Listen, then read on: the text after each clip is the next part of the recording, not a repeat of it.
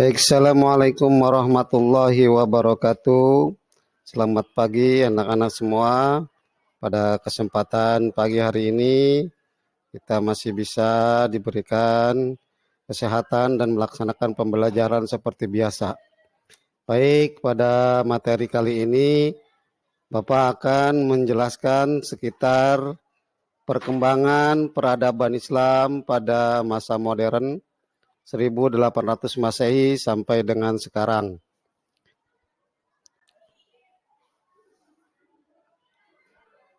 Perkembangan Islam pada masa modern, pertama kita mulai dari sekilas tentang dunia Islam pada masa modern.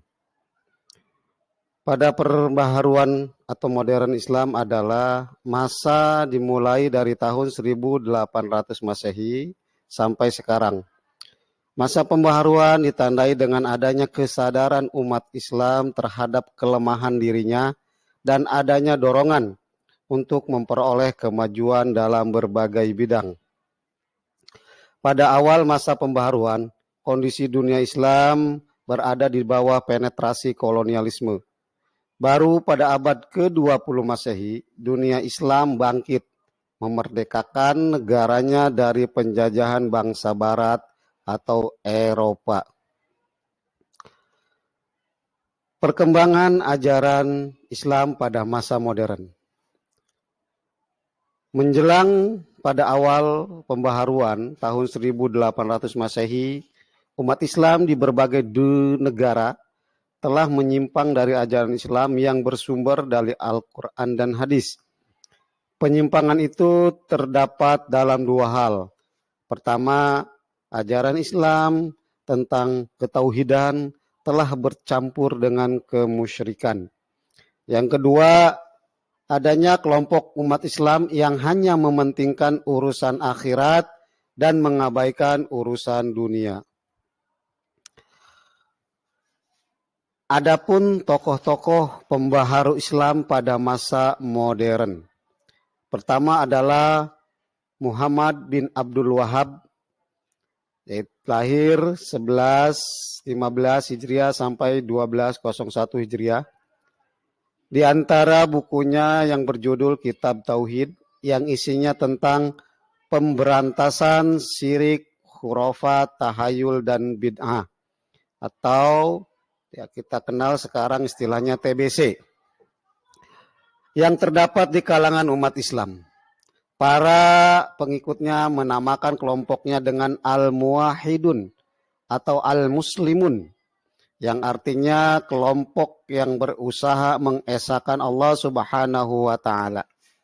Gerakan yang dilakukan pengikutnya ini dinamakan gerakan namanya Wahabi.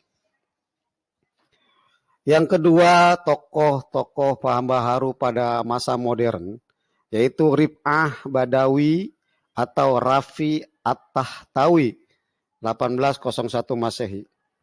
Di antara pemikirannya, beliau menyerukan agar umat Islam dalam hidup di dunia ini tidak hanya mementingkan urusan akhirat, tetapi juga harus mementingkan urusan dunia agar umat Islam tidak dijajah oleh bangsa lain.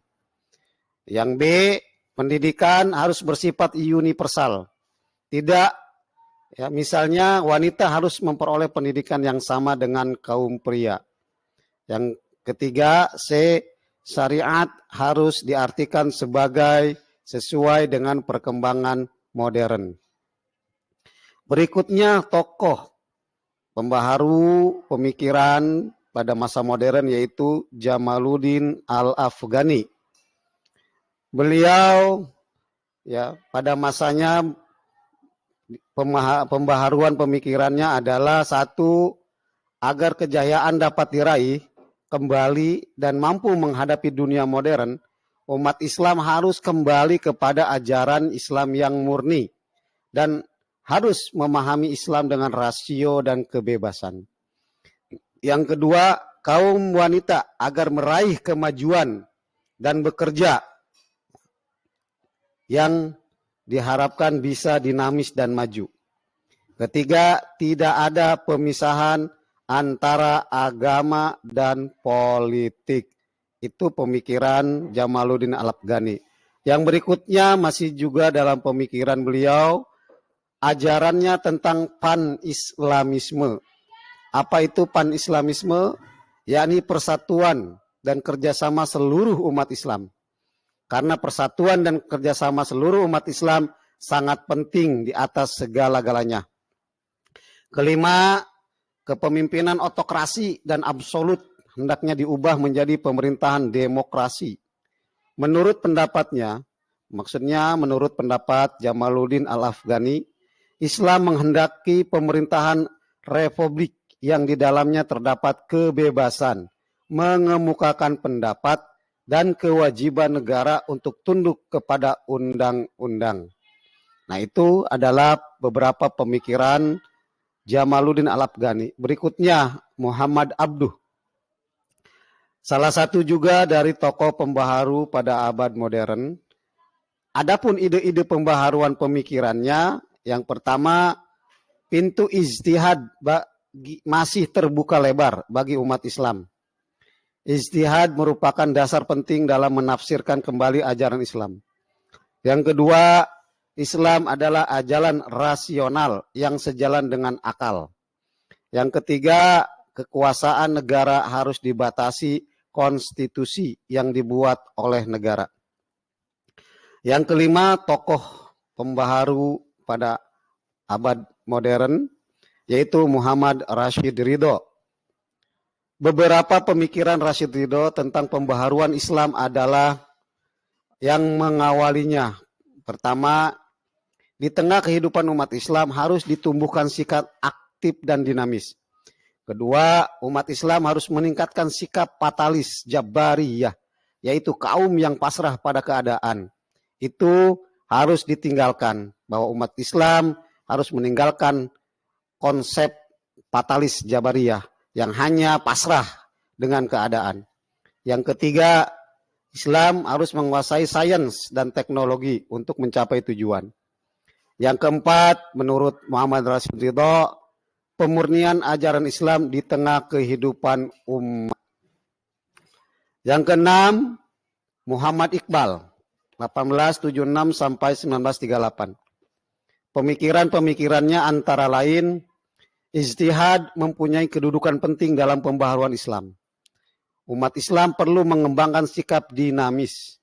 Kemunduran umat Islam disebabkan karena kejumudan atau kebuntuan dalam berpikir. Berikutnya, hukum Islam tidak bersifat statis, tetapi dapat berkembang sesuai perkembangan zaman. Berikutnya, umat Islam harus menguasai sains dan teknologi yang dimiliki Barat.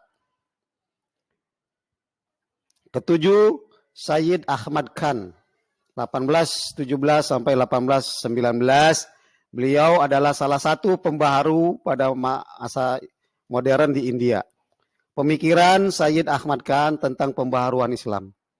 Pertama, Islam adalah agama yang memiliki paham hukum alam buatan Tuhan. Dua, ilmu dan teknologi modern adalah hasil pemikiran manusia. Tiga, sumber ajaran Islam hanyalah Al-Quran dan hadis. Empat, sikap mental umat Islam dari keterbelakangan adalah pendidikan. Lima, kemunduran umat Islam disebabkan umat Islam tidak mengikuti perkembangan sains dan teknologi produk Barat.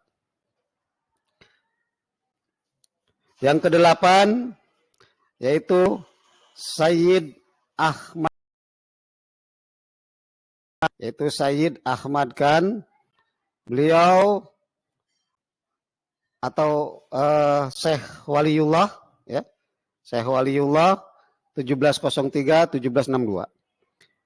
Yang menjadi penyebab kemunduran umat Islam diantaranya adalah satu, terjadinya perubahan sistem pemerintahan Islam dari kekhalifahan ke kerajaan. Yang kedua, sistem demokrasi yang melekat dalam kekhalifahan diganti dengan sistem monarki absolut. Ketiga, perpecahan di kalangan umat Islam akibat dari adanya perbedaan aliran-aliran yang mengaku dirinya yang paling benar. Nah, ini. Kemudian perkembangan umat Islam di dunia. Nah, ini.